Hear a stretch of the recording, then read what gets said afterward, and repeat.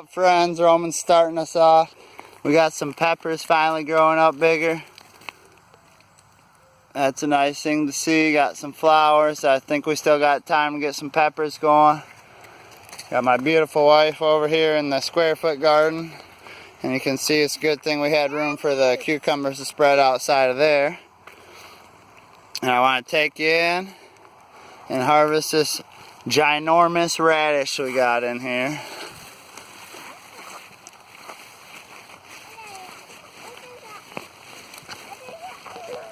Maybe.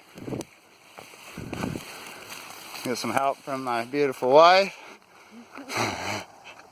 Oh my goodness, let's do a close-up.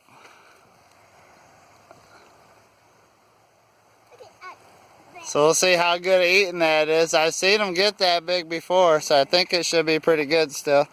We let them go a while to keep the bugs away from this big cucumber plant here.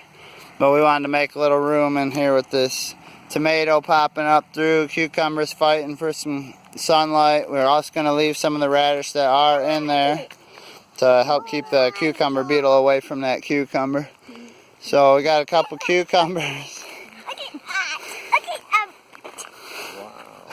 There you go. And we got a couple cucumbers right here Bailey can show us. And a couple of raspberries.